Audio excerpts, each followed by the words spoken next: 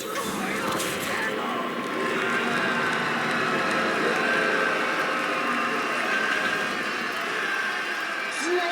you can be part of my story, but I don't think you'll like the ending. We've talked about a lot of different grineer throughout these lore videos that I've been creating. The mad scientist, Dr. Tengus. I thought it was Tengus this whole time, it's actually Tengus. That's my bad, guys. Tengus is funnier. The genius with the savvy accent, Tyl Regor. The goat himself. And the cunning Captain Vor. In my opinion, one of the most iconic villains in the game. All these grineer are incredibly unique, with a variety of different backstories, accomplishments, and lore that go along with them. But none of these grineer are as famous and well known by other grineer as the celebrity Kela De Thaym. In this video, we'll briefly cover what information we have of her origins, go over what she's known so well for in the Grineer Empire, and eventually cover her fall from grace. Now she became hated by nearly everyone in the system, including the Grineer that at one point worshipped her nearly as much as they worshipped the queens themselves. This is the fall of Kela De Thaym. Before we get into that, let's start off with her personality and appearance. I can tell you understand what an honor this will be to have your tiny neck snapped by the Kela De Thaym. That's why you're so eager. I can appreciate that, and so does my audience. Kela De Thaym is known for her aggressive behavior, to say the least, and extreme love for all things violence related. I know this might sound insane, but I'm pretty sure that Kela loves death, blood, and battle more than any other character in all of Warframe, and I really do mean it. She literally revels in it, and runs an entire arena that specializes in just that. Besides being extremely violent, Kela has an immeasurable ego. Now, I'm not going to pretend like it's the biggest ego in the game when villains like Ballas exist, but it's absolutely an incredibly large ego. I mean, it honestly comes pretty close to Ballas though. The only thing holding her back is the fact that she's still loyal to the Twin Queens. Someone with an ego like Ballas's can never be loyal to anyone. I mean, it's clear throughout the quest where you face her that the fame has absolutely gone to her head, and to go along with that massive ego is a dishonorable streak. She can never lose fair and square, and will always either make up excuses for losing or outright call her opponents cheaters, even though she's likely the one that was cheating. She's also completely willing to throw other grineer under the bus if it involves saving her own skin. She has almost no loyalty towards her clone brothers, which is something almost every grineer has at least a little bit of. Most of them aren't complete degenerate pieces of trash, but Kela, she sucks! Tenno, listen, I can help you become an executioner. You can kill all the grineer you want!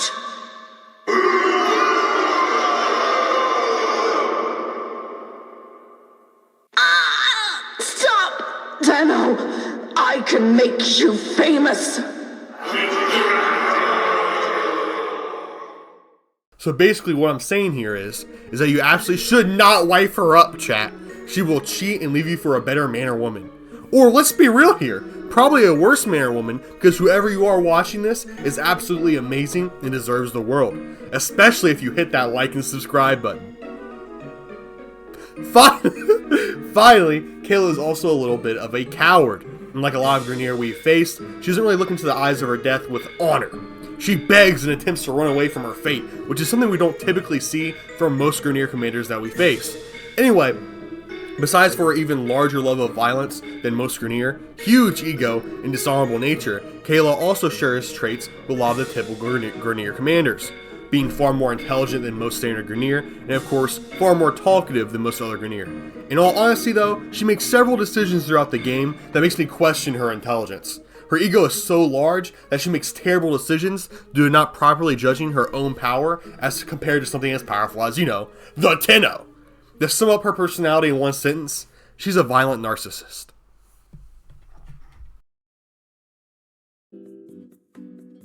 I'm not going to sit here and pretend to be a masterful descriptor. I want to be completely honest and admit that I'm pretty much ripping her entire description from her Villainpedia page. I'm sorry guys, I'm just not going to sit here and look lovingly into her eyes. Actually, I think I've made that same joke before. Bonus points in the comments below, guys. If you can tell me what video I made that same exact joke in, you'll be entered into a raffle to win nothing. Please also drop your social security number for a bonus chance to win me stealing your identity, taking your assets, and spending all of your money. Please do it, guys. This is going to be huge. Trust. Anyway, Kela is a female grineer. At least I'm pretty sure based off her voice, but sometimes with clones it is somewhat hard to tell. Along with that, she's incredibly tall, taller than pretty much any other grineer that I can think of right now. Along with that, like most grineer leaders, she's almost completely robotic, with all 4 of her limbs being replaced with robotic appendages.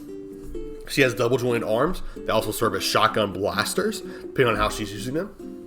And she has powerful thick legs that enable her to jump distances much further than any organic grineer would be able to. Watermelons, guys, they don't have a chance. She's crushing all the watermelons. A skin-tight black suit is covering her entire body pretty much, besides for her head, and she wears some sort of scarf around her neck that's apparently used to cover up her rocket launchers that she keeps primed on her shoulders. This person is insane. If someone has rocket launchers attached to their body in any way, they are officially insane. While doing research for this video, I came across a forum post saying that the scarf kind of makes Kela look like a vagina with her head being the clip.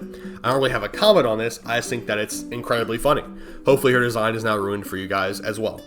Because when I saw that comment, it was absolutely ruined for me. It's all I could think of. Another notable thing about her is that even though she is a fairly old grineer, her face doesn't really show the wear and tear that you generally see from grineer leaders. There's almost no blemishes and just some minor scarring, which is very impressive seeing as most grineer look at least somewhat deformed from their genetic issues. I think that this is a form of visual storytelling. I mean, it makes sense that grineer seemingly uninfected by a cloning process would become an idol to others. Certainly her looking more presentable and attractive than most other grineer not only lend her success for her program, but also partially responsible for the massive ego that she carries around. And not to get too English teachery on you guys, I'll leave the comment of her looking like a vagina is more accurate than the original poster even intended. Grineer society is matriarchal, meaning that women generally have more power, hence the twin queens. I think that's certainly more than just coincidence that Kela looks like that, is female, and is the most worshipped figure in Grineer society besides for the queens themselves. Just food for thought, I think it really adds up. I think this is visual storytelling. Maybe I'm just like assuming way too much here, or like delving way too deep into it, but it seems it's interesting to me. Finally, the last thing of note I want to point out about her appearance is the fact she still seems to have some hair. I don't really know if Grineer clones typically start out with hair and then lose it at some point, or if the hair is completely unique to her. Both options seem possible because she doesn't seem to be affected by cloning issues nearly as much as other Grineers, so I believe that could be a typical Grineer thing, and she just happened to keep her hair. I mean, it could be like a toupee too, I guess. I really don't know. Anyway, her haircut is terrible, and her barber needs to be put on the FBI's most wanted list because it looks bad, guys. I mean, it does not look good. Insert like you cut G. Okay. Don't know if I was supposed to say that, guys. I don't think I was. That is my fault, but I'm still going to play the clip because it's going to be even funnier now because I made a big deal of it. That's how that works. Yep, I'm locked in. Now let's move on to the lore after the clip. Okay, you guys get it. You playing Minecraft? I like your cut G.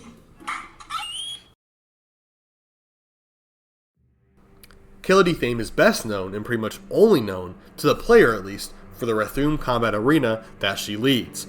The Rathoum is a combat arena where Grineer war prisoners, defectors, and whenever poor souls have pissed off Kela are thrown into an arena where they must face a team of elite and powerful Grineer soldiers known as executioners that work for Kela De Thaym. In this arena, the prisoners have to attempt to defend themselves against these executioners in arena-like combat. However, the executioners are given better weapons, equipment, and other advantages that make it almost impossible, if not completely impossible, for the average prisoner to ever have any hope of survival. Interestingly enough, this arena combat seems to be the only real entertainment provided to Grineer soldiers, with broadcasts of the fights being shown to Grineer everywhere, which also sort of made Kela De Thaym a celebrity among the Grineer. Besides constant propaganda being sent from the Twin Queens, the Rathoum events seem to be the only source of entertainment for Grineer, at least entertainment that isn't them directly murdering or torturing someone. Instead, they're just watching it happen. So let's go ahead and move on to her origin, which I don't have too much to say about it, so let's just get right into it. There isn't a whole lot of information here about her come up. Something extremely important about all of these villains is their origins. And unfortunately for Kela, there doesn't seem to be a lot of information when it comes to her origins or what made her so much more eccentric, powerful, and egotistical than the average Grineer. One of the few tidbits of information that we do have is that she apparently spent 10 more years in mandatory military service than was originally required of her. This was a choice on her end, and we really aren't sure why she chose this, but we do know it likely led to her having a closer relationship with the Twin Queens, which is probably what assisted her in running the Rathum and having her own show. And I'm guessing the Twin Queens smiled upon her because of her excellent military service and gifted her this, maybe. I'm not really 100% sure. We don't have a lot to go off here. But besides for this little bit, this is pretty much all I'm okay with inferring about her history. There's really not a lot to go off except for like a few comments by Lotus, which basically provides all of the background information that we do have. There just isn't much going on. Anyway, let's move on to her interactions with the Tenno.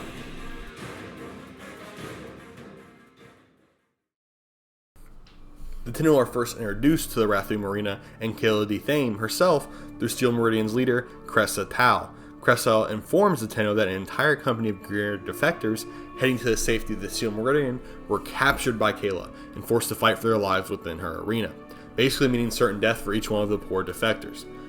Captured deserters have cried for Rathum. Do you know what that means? Trial by combat! Confused? It's simple. Shooty live, innocent. Shooty die, guilty! This court is now in session! The Steel Meridian reached out to the Tenno for help, and as a response, the Tenno entered the tournament on behalf of the defectors. I'm not really sure why there were rules to allow this, but it does make me question the intelligence of Kela. But I guess it's her birthday, and she can cry if she wants to. Or in this case, decide to randomly follow the rules that allow anyone to take the place of the defectors, even though she constantly breaks the rules anyway. Especially when she knows she's going to lose, which any semi-smart grineer knows that'll be the result when up against a Tenno without immeasurable support. So I don't know why she allowed this. Anyway, the Tenno easily dispatch whatever executioners are sent their way, no matter how much Kela is cheating. Eventually, Kela begins to claim that the Tenno are cheating, even though she was the one that was actually cheating, and that she was going to kill the prisoners anyway. The Tenno cheaters have decided to disrespect the rules of Rathum and come after me directly.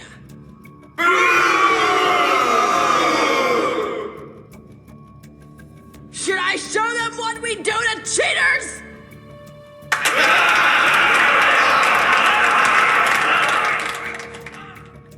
Classic crybaby younger sibling stuff. Wait, I'm the youngest sibling in my family. I take all of that back. Classic older sibling crybaby stuff, for sure. Due to Kela breaking her word and intending to kill her prisoners regardless of the results of the tournament, the Tenno then set their eyes on dispatching her before she has a chance to publicly execute the deserters. Kela De Thaym was confident, more confident than any grineer before her, and she believed that she was more powerful than any of the grineer that came before her as well. She knew the Tenno were coming, but she wasn't scared. She believed she could cut them down, even though she watched her strongest executioners, corpses, hit the ground in front of her. She was more than a grineer. She truly believed she was a goddess. She was Kela De Thaym. Unfortunately, this false reality would be cut through. Her soldiers cut down. Her executioners cut down. She was the only one left. And unfortunately, the revolution was televised. The entire Grineer Empire watched her be beat down by the Tenno, and beyond that, they watched her beg for her life and offer the Tenno endless Grineer to slaughter for their own enjoyment if they would only spare her. Throughout her entire life, she had only experienced the cheers of millions of Grineer, so it only makes sense that as she lay there dying, that the Grineer would again be cheering. No! No! No!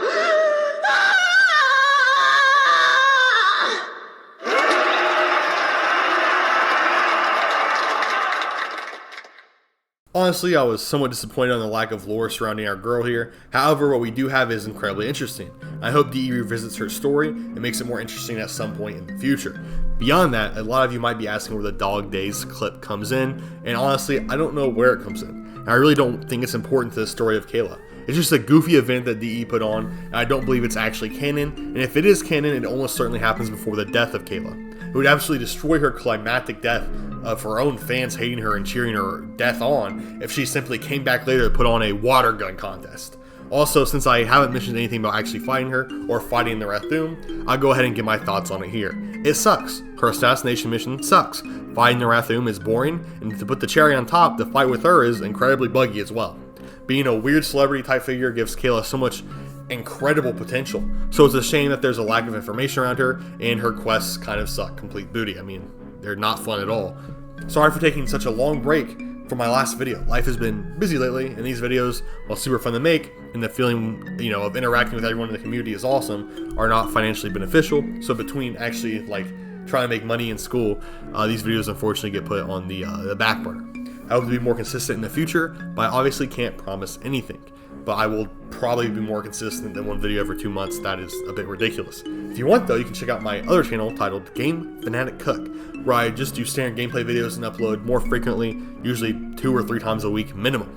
Anyway, thank you all so much for watching this far, and if you enjoyed, please like and subscribe. It would mean the world to me, and of course inspire me to make more videos. Wink, wink, haha, wink, haha, wink, haha, haha. Anyway, let me know who you think I should cover next in the Warframe world, and what other games I should cover. I plan on hopefully making a Fear and Hunger video here soon. And then of course I need to finish up my series on the grineer villains as well. And of course I'm going to do everything Warframe, guys. Don't worry about that. It might take 5 years, but we will eventually get to every single Warframe villain, and probably, the good guys too at some point. To me, they're just less interesting.